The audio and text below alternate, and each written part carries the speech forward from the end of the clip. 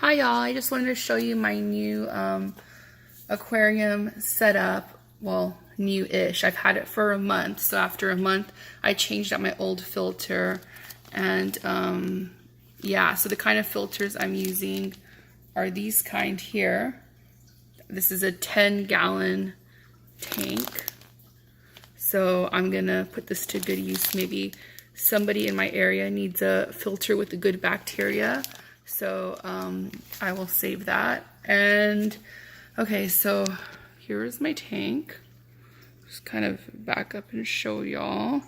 And I have two mollies. I have a black molly and a silver molly. My silver molly is turning blackish.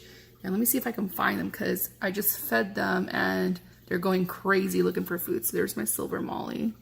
See, look, they're foraging. And this one, she's going really crazy for food. Hi! Hi! Well, hello!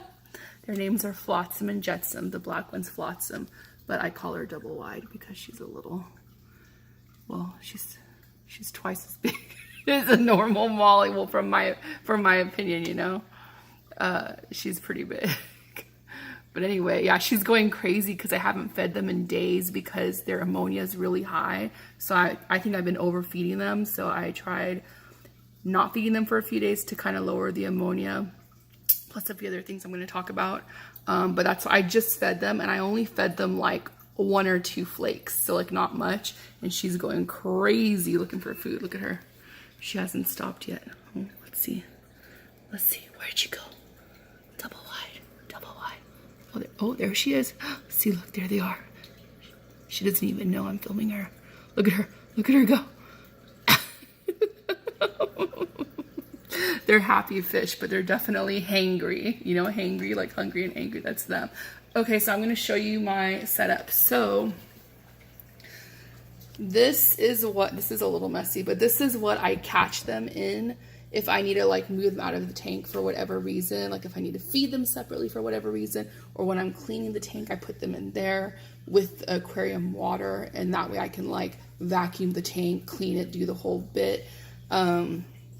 In the back, you see these like little things here. These are sponges, and I put them on this, and that's what I use to clean the glass from algae and stuff like that. And then here I have a net, but I don't use the net that often. Like normally I can just catch them in this and they kind of just go in. And then I have just a old gallon that I use just for measuring purposes. And then here I have, I'm sure you guys have seen this. This is the API master test kit to test nitrate, ammonia, pH, and it also has a high pH test if you have like those fancier fish, like the saltwater kind of fish. Yeah, they have a high pH test for people like that who have those kind of fish. And then I have this.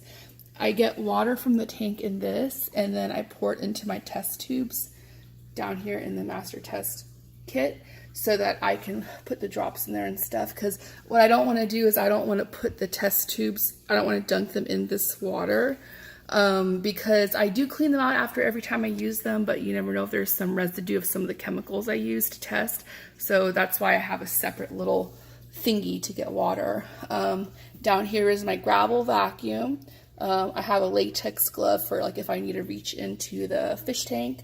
And just a good rule of thumb is always like wash your hands before you mess with your fish tank because you don't want to kill them.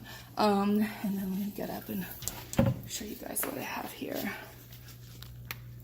So this is for my plant. I have one little plant in here, and so I use that if I need to. And then these are their fish flakes. This is what they normally eat, but I also have a treat for them sometimes, and I'll feed them the bloodworms for treats. But like I said, I've been really cutting back on what they eat because the ammonia is really high. And this is what I've been using. Okay, so I've been using Ammonia. I'll get into what I'm doing for their ammonia in a second, actually. And then this Aqua Safe, that's to kind of like start the tank, or like if you're changing the water to make sure that the water's safe. And then this is a bacteria supplement. So that kind of covers everything that I have for them.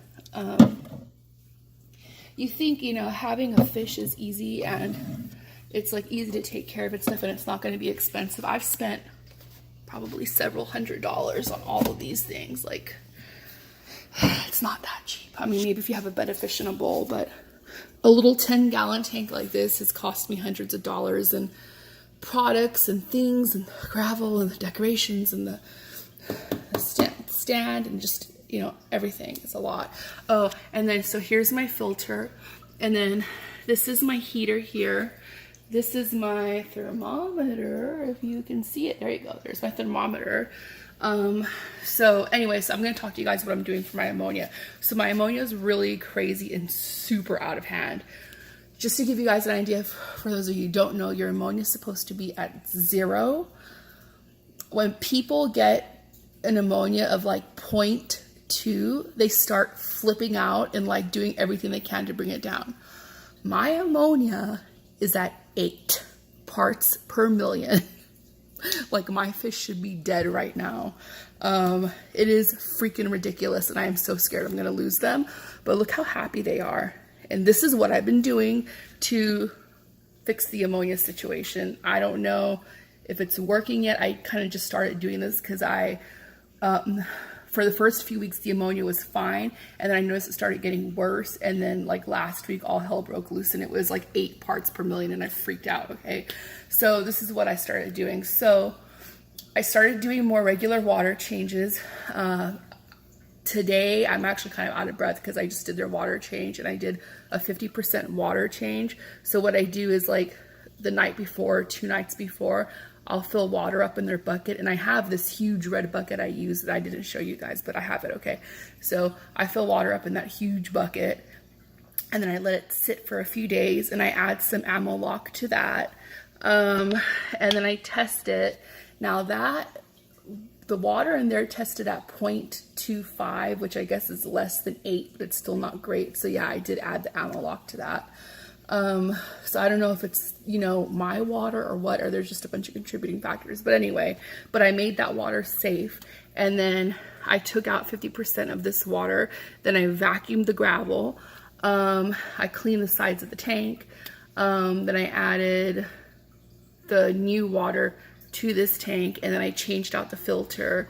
And then also, like I said, I haven't been feeding them because I'm guilty. I've been like super duper overfeeding them, and I know I shouldn't have, and it's really bad. But look at her go. So so yeah, so I know I've been overfeeding them, but yeah, I kind of didn't feed them for a few days, and I'm gonna try to feed them like maybe every 3 or 4 days, just until the ammonia comes down. So that's what I did. And then also I try to use Ammolock like every 2 days on this tank. And the thing with Ammolock is it doesn't get rid of the ammonia, but it neutralizes the ammonia, so it's not dangerous to them.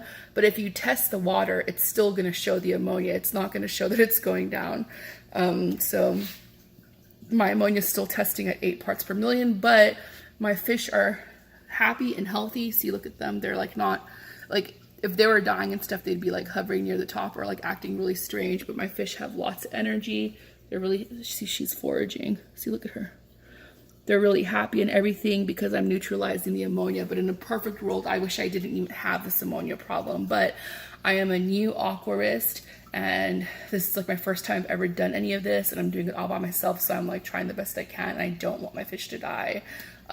So anyway, if any of you have any tips, or if you see this video and you're like, oh my god, she's doing this wrong, she's doing that wrong, please like let me know in the comments below. So yeah, what else? I think that's pretty much it. So, but as you can see, Flotsam and Jetsam are doing pretty good.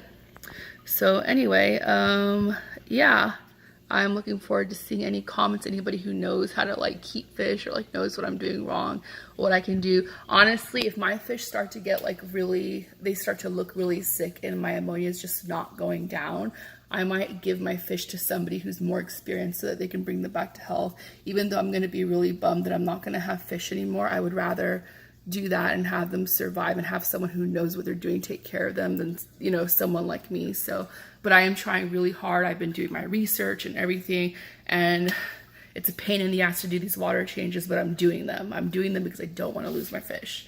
So, yeah. Anyway, oh, also, if I go to the pet store and I see like a sponge or something, or like a pumice stone, I think I'm going to throw it in there, because I did hear that like pumice stones or sponges will help absorb like any bad ammonia and stuff. So that's another thing. Anyway, this video is way too long, so I'm going to get going. Bye, everybody.